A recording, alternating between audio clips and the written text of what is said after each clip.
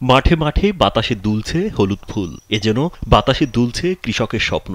সবুজের মাথার ওপর হলুদের দোলা, এ যেন আবহমান বাংলার চিরচেনা এক মনোমুগ্ধকর রূপ।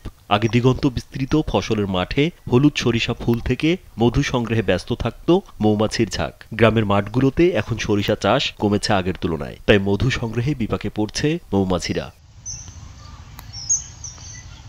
সরেজমিনে দেখা যায় কুমিল্লার মনোহরগঞ্জ উপজেলার ১১টি ইউনিয়নের মধ্যে ২-১টি ইউনিয়নে সামান্য কিছু জমিতে সরিষা চাষ হয়েছে। চাষিরা জানান, সরিষা চাষে অনেক খরচ হয়, খরচের তুলনায় লাভ কম। এজন্যে সরিষা চাষে আগ্রহ হারাচ্ছেন অনেকেই।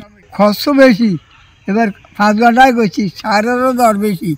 আমরা 10 কেজি, আমি এখান থেকে আর 15 কেজি কিনছি, ঠিক মতো হয় না সার, খরচ হিসাব করলে হচ্ছে না। অন্য চাষিরা জানান, প্রতিদিন বিকালে দূর দূরান্ত থেকে সরিষা ফুলের সৌন্দর্য উপভোগ করতে ছাত্রছাত্রী সহ বিভিন্ন বয়সের মানুষ ছুটে আসে। মৌমাছিরাও ঝাঁকে ঝাঁকে আসে মধু সংগ্রহে। তবে আগের মতো মৌমাছির সেই ভো ভো শব্দ আর শোনা যায় না। মনোহরগঞ্জ উপজেলায় একমাত্র এখানে সরিষা উৎপাদন হয়। এখানে ঝাঁকে ঝাঁকে মৌমাছি বসে। আমরা এখানে আসছি উপভোগ করার জন্য, সার্কেল নিয়ে আসছি। দূর দূর থেকে অনেক মানুষ এখানে আসে, বহু মানুষ আসে, স্কুল মাদ্রাসার ছেলেমেয়েরা আসে এবং আসিয়ে সবাই ছবি উঠায় এবং সবাই আনন্দ ফুর্তি করে।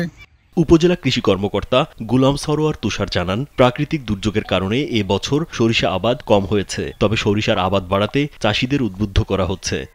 আকস্মিক বন্যা হয় এবং এই বন্যার কারণে বেশিরভাগ জায়গায় জলাবদ্ধতার সৃষ্টি হয়ে গেছে এবং এই জলাবদ্ধতার কারণে যেই সকল জমিগুলা সরিষা চাষের উপযোগী হওয়ার কথা বা বিগত সময়ে সরিষা চাষ হয়েছে, সেগুলো বেশিরভাগ জমি পানি ছিল, জলাবদ্ধতা ছিল এবং মাটির জু আসেনি, এবং জু না আসার কারণে এই জলাবদ্ধতা থাকার কারণেই সরিষার আবাদটা কমে গেছে। কৃষি বিভাগের তথ্য মতে মনোহরগঞ্জ উপজেলায় এ বছর ৬০ হেক্টর জমিতে সরিষা চাষ হয়েছে, যা গত বছরের তুলনায় অর্ধেক। রাজীব বিশ্বাস, কালবেলা।